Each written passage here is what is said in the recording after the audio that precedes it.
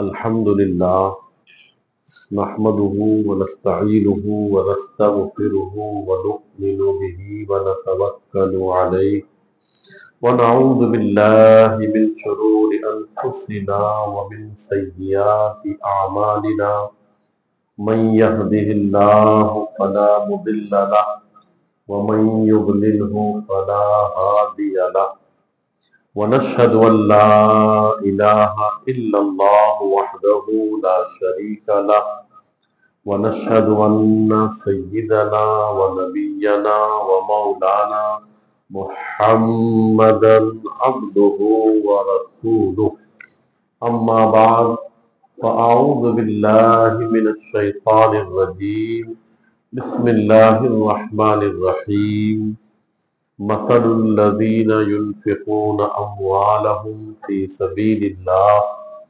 كمثل حبة أنبتت 7 سنابل في كل سنبلة 100 حبة والله يضاعف لمن يشاء إلى آخر الآية۔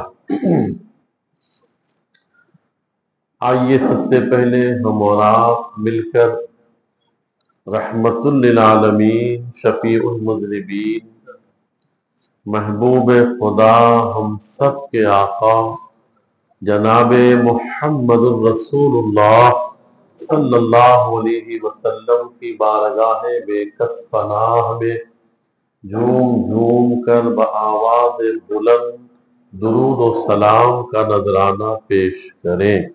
اللہم صلی علی سیدنا و مولانا محمد وعلی آلہ واصحابہ وبارک وسلم صلاۃ و سلام علیک یا رسول اللہ صلی اللہ تعالی علیہ وسلم۔ اللہ تعالی قرآن پاک میں ارشاد فرماتا ہے، ان لوگوں کی مثال،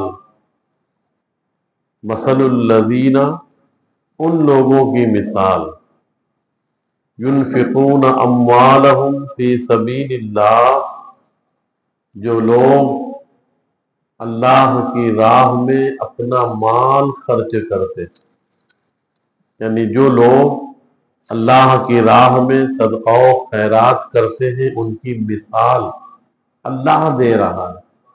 کس چیز سے دے رہا ہے؟ اللہ ارشاد فرماتا ہے ان کی مثال ایسی ہے کمثل حبہ، ایک دانے کی مثال۔ یہ کون سا دانہ ہے؟ انبتت، جسے اگایا گیا، جس دانے کو زمین میں اگایا گیا ہو، بویا گیا ہو۔ پھر اللہ ارشاد فرماتا ہے یہ دانہ بندے نے زمین میں بویا ہے، ایک دانہ، لیکن ہوتا کیا ہے؟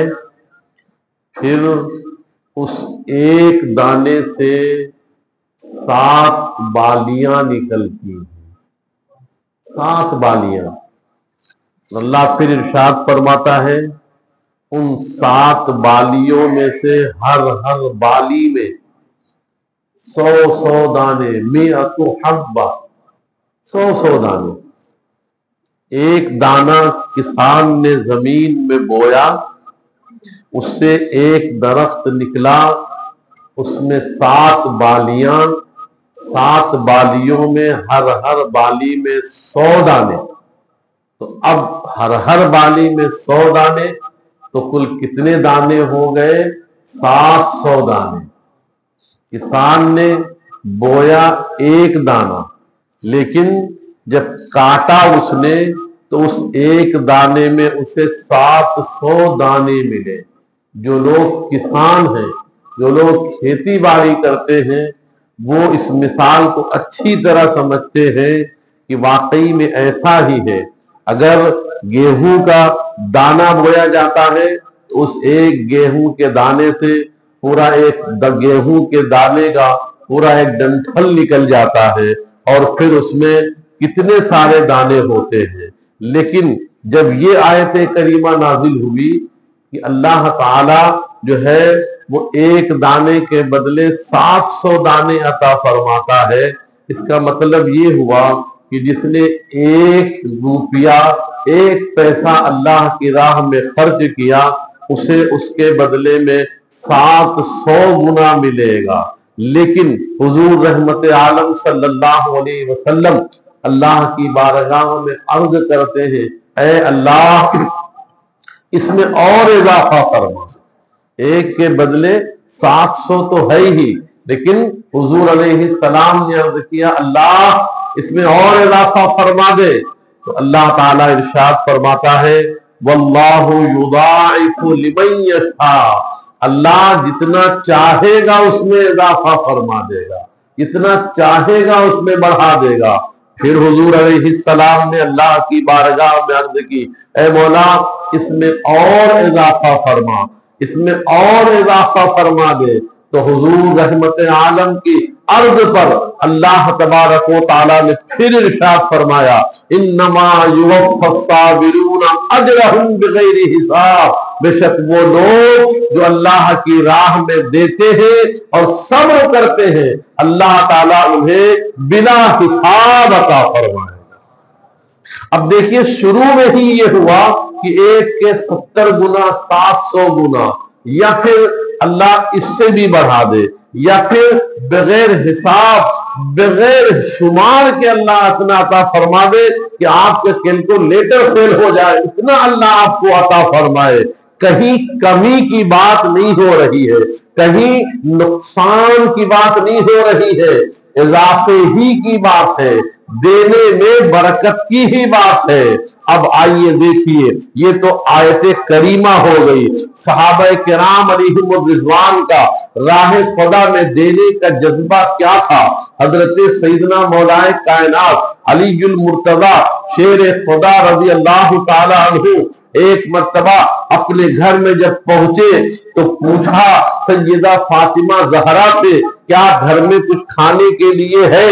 آپ نے کہا نہیں، آج گھر میں کھانے کے لیے کچھ نہیں ہے. تو حضرت سیدہ فاطمہ زہرا رضی اللہ تعالی عنہا نے اپنے گھر میں ایک سامان، ایک عبا تھی، اسے دیا اور کہا لے جاؤ اسے بیچ دو، اور بیچ کر جو بھی جو یا جو بھی کھانا پینا ملے اسے لے کر آ جاؤ، تاکہ اس سے جو ہے گھر میں چولہا جلے. حضرت علی رضی اللہ تعالیٰ عنہ وہ عبا لے کر نکلے اور اسے 6 درہم میں بیچا. صرف 6 درہم میں وہ عبا بکی. حضرت علی رضی اللہ تعالیٰ عنہ وہ 6 درہم لے کر اپنے گھر کی طرف چلے تھے. ابھی تھوڑی ہی دور پہنچے تھے کہ راستے میں ایک سائل مل جاتا ہے، ایک فقیر مل جاتا ہے اور کہتا ہے اے مولائے کائنات گھر میں کئی دنوں سے کچھ کھانا پینا نہیں ہے، بچے بھی بھوکے پیاسے ہیں، گھر میں فاقے پہ فاقے ہیں، کچھ ہمیں عطا فرما دیجئے. سبحان اللہ. حضرت علی رضی اللہ عنہ کے گھر کی کیفیت بھی ایسی ہی تھی، گھر میں کچھ کھانے کا نہیں تھا. عبا بیچنے کی بات آئی تو آپ نے اسے 6 درہم میں بیچ دیا. اب سوچ رہے تھے کہ گھر لے کے جاؤ تاکہ گھر میں کچھ کھانا پکے تو حسنین کریمین کھائیں، گھر کے دوسرے لوگ کھائیں، لیکن راستے میں سائل مل گیا. آپ نے بغیر کچھ سوچے سمجھے اللہ تبارک و تعالیٰ کے اس وعدے پر یقین رکھتے ہوئے کہ جو اللہ کی راہ میں خرچ کرتا ہے اللہ اسے بلا حساب دیتا ہے، اس وعدے پر یقین کامل رکھتے ہوئے آپ نے وہ 6 درہم جو ہے وہ ہاتھوں ہاتھ اس فقیر کو صدقہ کر دیا، اس فقیر کو بیچ دیا، صدقہ کر دیا.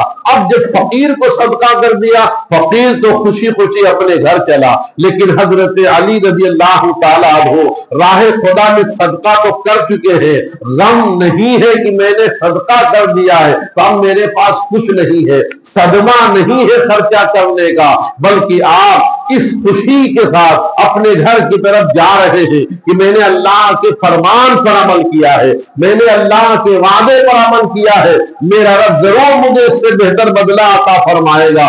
یہ سوچ کر آگے چلے ہی تھے، کچھ دور پہنچے تھے کہ ایک مسافر ملتا ہے اور کہتا ہے اے علی یہ میرے پاس اونٹنی ہے، کیا آپ اسے خریدو گے؟ کہا کتنے میں؟ کہا 100 درہم میں۔ کہا 100 درہم میں اگر ہوتے میرے پاس تو میں تمہاری اونٹنی خرید ضرور لیتا، لیکن میرے پاس ایک پیسہ بھی نہیں ہے، اس لیے میں اس اونٹنی کو اس وقت نہیں خرید سکتا ہوں۔ وہ اونٹنی کا مالک کہتا ہے آپ ایسا کیجئے ادھار خرید لیجئے، جب پیسے آئیں گے تو دے دینا۔ کہا ٹھیک ہے ایسی بات ہے، اگر ادھار خریدنا ہے تو ٹھیک ہے میں اسے 100 درہم میں خرید لیتا ہوں۔ 100 درہم میں اونٹنی خریدا، اور اونٹنی خریدنے کے بعد اب اونٹنی لے کر چلے۔ اللہ تعالیٰ کا نظام دیکھیے، اللہ جب دینے پر آتا ہے تو کیسے ہیلے اور بہانے دے بناتا ہے اور کس انداز میں اللہ بندوں کو نوازتا ہے۔ حضرت علی رضی اللہ تعالیٰ عنہ اب وہ اونٹنی لے کر چلے، ابھی تھوڑی دور پہنچے تھے، ایک خریدار مل جاتا ہے۔ اونٹنی بہت اچھی تھی، بہت خربا اور موٹی تازی تھی۔ اس شخص نے پوچھا علی کیا اونٹنی بیچو گے؟ کہا ہاں ہاں بیچیں گے، خرید لو۔ کہا کتنے میں؟ کہا 100 درہم میں میں نے خریدا ہے۔ کہا 100 درہم میں تم نے خریدا ہے، مال بہت اچھا ہے، اونٹنی بہت اچھی ہے، یہ لو 160 درہم، میں تمہیں 60 درہم اس میں نفع دیتا ہوں اور تم یہ 60 درہم نفع لے کر یہ اونٹنی مجھے دے دو۔ 60 درہم نفع لے کر حضرت علی رضی اللہ تعالیٰ عنہ اونٹنی کو بیچ دیا۔ 100 درہم لے جا کر اسے ہاتھوں ہاتھ دے دیا جس سے اونٹنی خریدا تھا، اب 60 درہم بچے۔ یہ لے کر جب حضرت فاطمہ کے پاس پہنچے تو حضرت فاطمہ زہرا رضی اللہ تعالی عنہا نے جب 60 درہم دیکھے تو وہ حیران اور پوچھا اتنے سارے پیسے کہاں سے آ گئے؟ یہاں پر میں ایک نکتہ دینا چاہتا ہوں آپ کو، ایک آپ کی توجہ دلانا چاہتا ہوں۔ اتنے سارے درہم جب گھر میں پہنچے تو حضرت فاطمہ خوشی نہیں منا رہی ہے بلکہ پوچھ رہی اتنے سارے پیسے آئے کہاں سے؟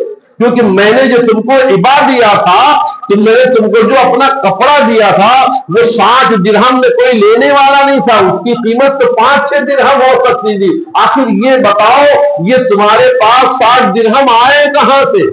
جب حضرت علی رضی اللہ تعالیٰ عنہ نے سارا معاملہ بتایا کہ یہ 60 درہم مجھے ایسے ملے ہیں تب ان کو اطمینان ہوا۔ یہاں پر توجہ یہ دلانا چاہتا ہوں سیدہ فاطمہ کے گھر میں جب اتنے سارے پیسے آئے تو آپ نے پوچھا اپنے شوہر نامدار سے مولا کائنات سے یہ پیسے کہاں سے آئے؟ کیا ہمارا بیٹا اگر کما کے حد سے زیادہ ہمارے گھر میں لے کر آتا ہے تو کیا کبھی ہم نے اپنے بیٹے سے پوچھا بیٹے یہ اتنی ساری نوٹیں کہاں سے آ گئی؟ کبھی ہم نے پوچھا اپنی اولاد سے اگر وہ کما رہا ہے تنخواہ اس کی 20,000 ہے اور وہ مہینے میں لاکھ روپے لا کے گھر میں دے رہا ہے تو کیا کبھی اس کے ماں باپ نے اپنے بچے سے پوچھا بیٹے اتنے سارے پیسے کہاں سے آ رہے ہیں؟ تب خیریت تو ہے، تم جو لا رہے ہو یہ حلال ہی ہے کہ نہیں؟ کہیں حرام ہم کو پلا کر جہنم میں تو نہیں لے جانے کا سامان کر رہے ہو؟ کیا کبھی ہم نے زیادہ پیسے دیکھ کر اپنے گھر والے اپنے اولاد سے پوچھا؟ یا اگر باپ بھی کما کر کہیں سے لا رہا ہے اتنے سارے پیسے کہ جتنے ہونا نہیں چاہیے تو گھر والوں کی ذمہ داری بنتی ہے کہ اپنے باپ سے بیٹھ کر پوچھے ابا حضور یہ اتنی ساری دولت کہاں سے لا رہے ہیں آپ؟ کہیں ایسا تو نہیں ہے کہ دھندا کچھ ہو کر کچھ رہے ہو؟ کہیں ایسا تو نہیں ہے یہ جو لا رہے ہیں یہ حرام تو نہیں ہم کو کھلا رہے ہیں؟ یہ گھر والوں کی بھی ذمہ داری بنتی ہے۔ یہ میں نے چوٹ کرنے کے لیے کہا ہے آپ کو کہ ہم اپنے گھر میں اپنے بچوں یا اپنے والدین سے 19 سے زیادہ جب ہم دیکھیں دولت تو ان سے پوچھنا جائے کیا کاروبار کر رہے ہیں بیٹے تم کیا کاروبار کر رہے ہو، اتنی کمائی کہاں سے ہو رہی ہے، نمبر 1 کا ہے مال یا نمبر 2 کا دھندا ہے؟ یہ پوچھنا ضروری ہے تاکہ کہیں ایسا نہ ہو کہ حرام لا کر ہمارا بیٹا ہمیں حرام کھلا رہا ہو اور ہم چند لقمے کھا کر مزے کر رہے ہو اور آخرت میں ہمیں مار پڑ جائے۔ اس لیے ہمیں ہر شخص کو غور کرنے کی ضرورت ہے۔ سیدہ فاطمہ زہرا رضی اللہ تعالیٰ عنہا نے پوچھا اے علی اتنے سارے پیسے کہاں سے آئے؟ تو جب انہوں نے بتا دیا تو جواب کتنا پیارا دیا، سننے کے قابل ہے۔ حضرت علی رضی اللہ تعالیٰ عنہ نے جو اپنی شریک حیات سیدہ فاطمہ کو جواب دیا یہ 60 درہم آئے کہاں سے وہ سنو۔ حضرت علی رضی اللہ تعالیٰ عنہ کہتے ہیں اے سیدہ فاطمہ زہرا میرے پاس 6 درہم میں نے عبا بیچا تھا، میں نے دنیا داروں سے میں نے دھندا کیا تھا تو 6 درہم ملے تھے، اور 6 درہم کے بعد ملنے کے بعد میں نے وہ سودا وہ کاروبار میں نے اپنے اللہ سے کر لیا، صدقہ دے کر میں نے اللہ سے کاروبار کر لیا، اللہ نے مجھے 10 گنا بڑھا کر دے دیا۔ 6 درہم دیا تھا مجھے 60 دے دیا اللہ نے، تو یہ کیا ہوا؟ میں نے اللہ کی راہ میں صدقہ کیا۔ گویا کہ اللہ کی راہ میں صدقہ دینا گویا کہ دنیا داری اعتبار سے اگر کہہ لیجیے آپ تو اللہ سے آپ نے کاروبار کیا، اللہ سے آپ نے بزنس کیا، یہ پارٹنرشپ ہو گئی۔ اور اللہ تبارک و تعالیٰ سے جو شخص کاروبار کرتا ہے اللہ کا تو وعدہ ہے جیسا جتنا اخلاص ہوگا اللہ اسے اتنا زیادہ عطا فرمائے گا۔ اس لیے ہمیں اللہ کی راہ میں دینا چاہیے، اور دینے کے لیے صرف رمضان کے مہینے کی ہی قید نہیں ہے کہ رمضان میں ہی صدقہ کیا جائے، رمضان میں ہی خیرات دی جائے، رمضان میں ہی زکوٰۃ ادا کی جائے، ایسا نہیں ہے۔ اگر 20 سال میں بھی ہمارے مال پر سال پورا ہو جاتا ہے تو 20 سال میں بھی ہم پر زکوٰۃ واجب ہو جاتی ہے۔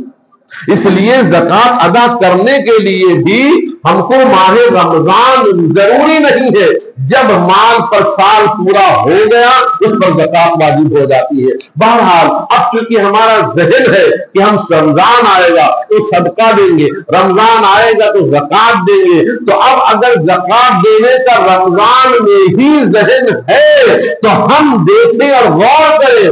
آج رمضان المبارک کے 12 دن پورے ہو گئے، ایک عشرہ مکمل ہو گیا، دوسرا عشرہ شروع ہو گیا ہے، عشرہ مغفرت چالو ہے۔ اب اس 10 دن گزرنے کے بعد کیا ہم نے زکوٰۃ دینے کی فکر میں اپنے مال کا حساب کیا؟ کیا ہم نے ٹوٹل مارا؟ ہمارے پاس اتنا بیلنس ہے، ہمارے پاس اتنا سونا ہے، ہمارے پاس اتنی چاندی ہے، ہمارے پاس اتنا مال تجارت ہے، ہمارے پاس اتنا قرضہ دینا ہے، ہمارے پاس اتنا مال لینا ہے، کیا یہ ہم نے سب آن پیپر کیا؟ غور کرنے کی بات ہے۔ جب رمضان میں ہی ہمیں دینا ہے تو ہم کیا اتنی ساری تیاری کیے؟ کیا ہم نے حساب لگا لیا 1 لاکھ روپے ہے تو لاکھ پر 2500 روپے زکوٰۃ ہمیں دینا ہے، 2 لاکھ روپے ہمارے پاس ہے تو 2 لاکھ پہ ہمیں 5000 روپے دینا ہے۔ اگر ہمارے پاس 10 لاکھ روپے ہے تو 10 لاکھ روپے میں آپ اسی حساب سے جوڑتے چلے جائیے، ہمارے اوپر زکوٰۃ بڑھتی چلی جاتی ہے، تو لاکھ پر 2500 روپے کے حساب سے کیا ہم نے حساب لگایا ہے؟ اگر حساب لگایا ہے تو سبحان اللہ اپنے مال کی زکوٰۃ دیجئے، مال کی زکوٰۃ نکالیے، اور اگر نہیں ہے اتنا مال کہ آپ زکوٰۃ نکال سکے تو صدقہ کچھ نہ کچھ دیجئے، اور دیتے وقت نیت کیجئے اللہ آج میں صدقہ دے رہا ہوں، اس کی برکت سے کیا مجھے زکوٰۃ دینے کے قابل بنا دے، کل مجھے زکوٰۃ دینے کے قابل بنا دے۔ زکوٰۃ دینے کے قابل کب ہوں گے؟ جب مال بڑھے گا تبھی تو زکوٰۃ دیں گے، جب مال بیلنس ہوگا تبھی تو زکوٰۃ دیں گے۔ اور یاد رہے جو زکوٰۃ دیتا ہے اس کی زکوٰۃ بڑھتی چلی جاتی ہے، جو صدقہ دیتا ہے اس کے صدقے کی برکتوں سے اس کے مال میں بھی اضافہ ہوتا ہے، اور صدقے میں صرف مال ہی نہیں بڑھتا ہے، صدقے سے تو بے شمار فوائد ہیں، اتنے سارے فوائد ہیں کہ مت پوچھئے۔ حدیثوں میں آیا ہے صدقہ بلاؤں کو ٹال دیتا ہے، صدقہ بلاؤں کو ٹال دیتا ہے، صدقے سے عمر میں برکت ہوتی ہے، صدقے سے روزی میں برکت ہوتی ہے، صدقے سے آفتیں اور بلائیں دور ہوتی ہے، صدقے سے بیماریاں کم ہوتی ہے۔ یعنی اس میں فائدہ ہی فائدہ ہے کہ اس میں ہر چیز نقصان والی ہم سے دور ہی ہو رہی ہے۔ اس لیے ہم اگر چاہتے مصیبتیں ہیں، بیماریاں ہیں، پریشانیاں ہیں، تو ڈاکٹر کے علاج سے پہلے ان تمام چیزوں کا علاج صدقے سے کیجیے، صدقے سے اپنے دکھ درد کو دور کرنے کی کوشش کیجیے، اور اللہ کے اس فرمان پر یقین کامل رکھیے کہ جب میرا رب فرما رہا ہے میں اسے دوں گا، بلا حساب دوں گا، 700 گنا دوں گا، اور اتنا دوں گا کہ وہ حساب بھی نہیں کر پائے گا۔ اس وعدے پر یقین رکھتے ہوئے آپ ضرور اللہ کی راہ میں صدقہ دیجیے، انشاءاللہ اس کی برکتیں ملیں گی۔ ایک کسان جب اپنی کھیتی میں جا کر دانے بوتا ہے نا، تو پہلے وہ پیسوں سے بوریاں گندم کی، گیہوں کی اور دیگر چیزوں کی خرید کے لے کر آتا ہے۔ پہلے جیب خالی کرتا ہے، وہ جیب خالی کر کے لے کر آتا ہے، پہلے غلہ، اور پھر غلہ بوریوں میں بھرا ہوتا ہے، اب اسے لے جا کر اپنی کھیت میں وہ غلہ پھیلاتا ہے۔ اب جب اپنے کھیت میں وہ شخص اناج بو رہا ہوتا ہے تو اس کی بوریاں خالی ہو رہی ہوتی، وہ سوچے یار میں اتنے 1000 روپے کا غلہ آیا، یہ میری بوریاں خالی ہو رہی ہیں اور میں سارا غلہ یہ کھیت میں پھینک دے رہا ہوں۔ اگر وہ یہ کہے کہ نہیں یار میں یہ بوری نہیں خالی کروں گا، تو کیا آپ بتا سکتے ہیں کیا اس کی کھیتی میں کوئی فصل اگے گی؟ اگے گی نہیں۔ کیوں نہیں اگے گی؟ کیونکہ جو بونے والا مال تھا وہ تو اس نے ڈالا ہی نہیں، تو پھر غلہ آئے گا کہاں سے؟ بتانے کا مقصد یہ ہے پہلے بونے سے پہلے جو ہم لے کر آئے وہ بوریاں خالی کرو، پہلے ہم بوریاں خالی کریں گے تو پھر جب فصل کٹے گی تو بوریاں بھر بھر کے ہم گھر میں لے کر آئیں گے۔ اسی طریقے سے صدقہ دینے والا پہلے اپنی جیب خالی کرتا ہے، پہلے اپنا بیلنس خالی کرتا ہے، اور جب خالی کر دیتا ہے پھر جا کے اسے کہیں اس کا بدلہ ملتا ہے۔ اب ہم خالی ہی نہ کریں اپنی جیبیں، اپنی جیب سے نکالے ہی نہ، تو پھر ہمیں منافع ہوگا کہاں سے؟ اس لیے اللہ سے لینا ہے تو اللہ کو دو۔ اور اللہ تعالیٰ نے قرآن پاک کے پہلے پارے میں ہی سورہ بقرہ میں کتنا بہترین ارشاد فرمایا۔ ہم سمجھتے ہیں کہ ہم نے کمایا، ہم سمجھتے ہیں کہ ہم لے کر آ رہے ہیں، ہمارے لیے سب کچھ ہے، اور یہ شو روم جو ہے یہ ہمارا ہے اور اسی سے ہم کما رہے ہیں، مگر یہ نہ بھولو کہ اگرچہ ہم کاروبار کر رہے ہیں لیکن یہ کاروبار یہ سب اسباب ہے، اصل میں تو روزی دینے والا تو رزاق ہمارا اللہ ہے۔ جس دن وہ دروازے بند کر دے گا نا، ہمارے لیے کہیں کوئی نوکری کا دروازہ نہیں کھولے گا۔ جس دن اللہ ہم پر روزی کے دروازے بند کر دے گا اس دن ہم بڑے سے بڑا شو روم کھول کے بیٹھ جائیں گے، کوئی بھی وہاں نہیں آنے والا۔ کیوں؟ کیونکہ روزی دینے والے نے روزی کے دروازے بند کر رکھے ہیں، اور جب اللہ روزی دیتا ہے تو شو روم والا ہی نہیں، فٹ پاتھ پر بیٹھنے والا بھی مالدار بن جایا کرتا ہے۔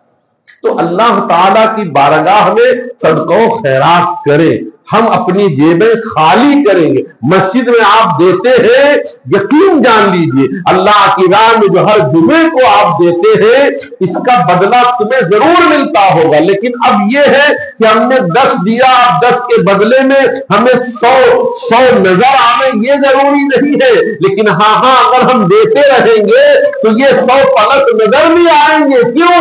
کیونکہ جب ہم سال پورا کریں گے اور صدقہ و خیرات دیتے رہیں گے، مال کی زکات نکالتے رہیں گے، تو ادھر ادھر جو پیسے جاتے تھے یہ بیماری میں وہ پریشانی میں وہ سب ختم ہو جائیں گی، اور جب وہ ختم ہو جائیں گی تو وہی پیسہ جو دوسروں کی فیسوں میں جاتا تھا وہ ہمارے اکاؤنٹ میں نظر آئے۔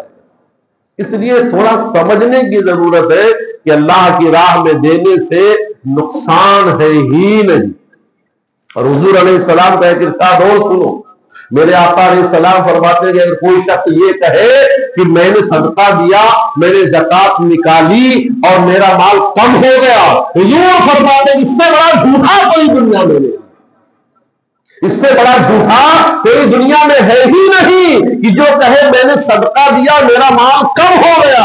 کیوں اس سے بڑا جھوٹا کوئی کیوں نہیں؟ کیونکہ اللہ نے جگہ جگہ فرمایا ہے، اللہ کا فرمان کبھی بھی جھوٹا نہیں ہو سکتا۔ وہ تو فرما رہا تم دو میں تمہیں دیتا چلا جاؤں گا، یہ کہہ رہا کم ہو گیا، اس کا مطلب اس سے بڑا جھوٹا دنیا میں کوئی ہے ہی نہیں۔ اس لیے تھوڑی سی ہمت کرنے کی ضرورت ہے، اللہ کی راہ میں دینے کے لیے تھوڑا اپنے دل پر پتھر رکھنے کی ضرورت ہے، آپ دیں گے انشاءاللہ برکتیں ملیں گی۔ اب زکات، یہ اگر ہم تجارت کرتے ہیں تو مال تجارت پر زکات، اگر ہمارے پاس بیلنس ہے اس پر سال گزر گیا تو اس پر بھی زکات، ہماری بیوی ہے اس کے پاس سونا چاندی ہے اس کے اوپر بھی زکات ہے، ہماری ماں ہے ماں کے پاس سونا چاندی ہے نصاب کے برابر تو اس پر بھی زکات ہے، ہمارا دوسرا بھائی ہے وہ بھی کماتا ہے اس کے پاس بھی بیلنس ہے تو اس پر بھی زکات ہے۔ تو جس جس کے پاس نصاب کے برابر مال ہے اور اس پر سال گزر گیا تو اس پر زکات نکالنا یہ ضروری ہے۔ اب سونا ہے اس کے نصاب ہے 7.5 تولہ ہونا چاہیے، چاندی ہے تو 52.5 تولہ ہونا چاہیے۔ اچھا اب سونا بھی 7.5 تولہ نہیں ہے، چاندی بھی نہیں ہے، دونوں کم کم ہے تو اب دونوں کو ملائیں، اگر دونوں نصاب کے برابر پہنچ جاتے ہیں تب بھی زکات ہے۔ اچھا دونوں نے نصاب کے برابر پہنچے، بیلنس ہے بیلنس اس میں کاؤنٹ کرے، پھر دیکھیں کہ اب نصاب کے برابر پہنچا کہ نہیں تب اور زکات دینی، یعنی زکات تو آپ کو دینا ہی دینا، اس میں کوئی ہیلے بہانے ہیں ہی نہیں۔ یہاں اللہ کی راہ میں نہیں دو گے تو یہ مال یہ تو ڈوب جائے گا، یا یہ مال چوری ہو جائے گا، یا یہ مال ایسی جگہ چلا جائے گا کہ آپ کو پتہ ہی نہیں چلے گا یہ کہاں چلا گیا۔ تو مال صدقہ یہ ہماری مصیبتوں اور آفتوں اور بلاؤں کو ٹالتا ہے۔ اس لیے پیارے اسلامی بھائیوں آپ صدقہ دیجئے، زکات دیجئے، مسجد میں للہ رقم چلتی ہے مسجد میں للہ دیجئے، زکات مدرسوں میں چلتی ہے آپ مدرسوں میں زکات دیجئے، لیکن ہاں مدرسوں سے پہلے اپنے آپ قریبی رشتہ داروں کو دیکھیے، اپنے پڑوسیوں کو دیکھیے ان میں کون زیادہ حقدار ہے۔ بعض لوگ سمجھتے ہیں کہ مولانا لوگ بہت مالدار ہوتے، ایسا نہیں ہے، مولانا بھی غریب ہوتے ہیں۔ آپ اپنے امام سے بھی پوچھئے، آپ اپنے مؤذن سے بھی پوچھئے کہ امام صاحب حضرت آپ زکات لینے کے حقدار تو نہیں ہے، اگر زکات لینے کے حقدار ہو تو میں آپ کی کچھ مدد کروں، لیکن اگر امام یا مؤذن زکات کے حقدار ہے اور انہیں ہمیں دینا ہے تو ایسے دے کہ کسی کو پتا نہ چلے کہ امام صاحب زکات بھی کھاتے کل کوئی توقعانہ دینے لگ جاؤ۔ اس لیے امام بھی اگر حقدار ہے زکات کا تو اس کو بھی آپ زکات دے سکتے ہیں، مؤذن اگر حقدار ہے تو اس کو بھی زکات دے سکتے ہیں۔ الحمدللہ ہم اور بانی صاحب کو زکات کے حقدار نہیں ہے، انشاءاللہ آپ زکات ہم کو نہ دے، ہمیں زکات نہیں چاہیے، لیکن ہمیں اس مسجد میں خالی خانقون کے لیے تھوڑی نماز پڑھنی ہے، دوسری جگہ سے بھی لوگ آ رہے ہیں۔ اس وجہ سے میں یہ عام ایک مسئلہ بتا رہا ہوں کہ عموماً جس طریقے سے لوگ اپنے شادی بیاہ میں سارا شہر یاد کر لیتے امام اور مؤذن بھول جاتے، اسی طریقے سے دعوتوں میں جس طریقے سے لوگ امام اور مؤذن بھول جاتے تو زکات کے وقت بھی لوگ بھول جاتے۔ تو آپ دیکھیے اگر امام لیکن پوچھئے تو ان کی عزت کا خیال رکھتے ہوئے پوچھئے، تنہائی میں پوچھئے، اور دے بھی تو تنہائی میں دے تاکہ کسی کو پتہ نہ چلے۔ اب تو حال یہ ہے آپ کہ امام صاحب گاڑی پر چلتے ہیں تو لوگوں کو تکلیف ہوتی، کیا امام صاحب کہتے ہیں بائک کہاں سے آ گئے، امام صاحب اگر فلائٹ سے چلے جائیں ایمرجنسی میں تو لوگ چرچا کرتے ہیں امام صاحب کا پیسہ کہاں سے آتا ہے۔ اچھا کوئی یہ نہیں کہتا کہ میں نے دیا، کوئی یہ نہیں کہتا کہ میں نے دیا امام صاحب کو تو گاڑی آئی، بانگی صاحب فلائٹ سے گئے تو میں نے دیا ٹکٹ، تو کوئی دینے والا نہیں آتا ہے، سب پرکھنے پوچھنے والے آتے ہیں آتا ہے۔ کوئی کہہ نہیں سکتا الحمدللہ کہ امام اور مؤذن نے کسی سے چوری کیا ہو، کسی سے چھین کے لیا، نہیں، اللہ دیتا ہے، برکتیں ہو جاتی ہے یار، اسی میں سارا معاملہ ہو جاتا ہے۔ تو ہم کسی کے بارے میں بدگمانی کیوں کریں؟ نماز پڑھے امام کے پیچھے اور بیٹھ کر امام کی غیبتیں کریں، نماز پڑھے مؤذن کی اذان پر مسجد میں آئے اور مؤذن کے پیچھے برائیاں کرنا شروع کرے، تو پھر ایسا مقتدی بننے سے فائدہ ہی کیا؟ جب امام اور مؤذن کی برائی ہی کرنا ہے تو نماز پڑھو، برائی کر کے ساری نیکیاں ضائع کر دو۔ تو یہ کون نادان ہے جو نماز بھی پڑھے امام کے پیچھے اور امام کی برائیاں کر کے اپنی ساری نیکیاں بیکار کر دے؟ تو پیارے اسلامی بھائیو، جب آپ کسی کو دیکھیں، چاہے پڑوسی ہو، چاہے رشتہ دار ہو، امام ہو، مؤذن ہو، کوئی بھی ہو، جب آپ دیکھیں کہ یہ اوپر جا رہا ہے تو ہم کیوں تکلیف میں ہو گئے؟ ہم نے تھوڑی اوپر کیا، اللہ نے اسے اٹھایا ہے۔ تو ہمیں تو اللہ سے دعا کرنا ہے، اللہ تو نے اسے دیا ہمیں بھی عطا فرما، اللہ تو نے اس کو خوشحال بنا دیا ہمیں بھی خوشحال بنا دے، ہمیں تو دعائیں کرنی چاہیے۔ اور روزی میں برکت کا بہترین نسخہ ہے صدقہ و خیرات کرنا، اس لیے تمام اسلامی بھائی صدقہ و خیرات کرے، رمضان میں بھی کرے، رمضان کے علاوہ بھی کرے، اپنے مال کا حساب لگائیں، جلدی جلدی اس کی زکات نکالے۔ ہمارے جاوید بھائی کے گاؤں میں ایک مدرسہ چلتا ہے، وہاں کا آج چندہ ہوگا، آپ تمام اسلامی بھائی ان کے مدرسے کی زکات صدقہ و خیرات سے مدد کر کے خوب خوب ثواب دارین حاصل کرے۔ اللہ تعالی ہمیں ان تمام باتوں پر عمل کی توفیق عطا فرمائے۔ پہلے کھڑے ہو جائیں سب لوگ اور صفیں سیدھی کر لیں۔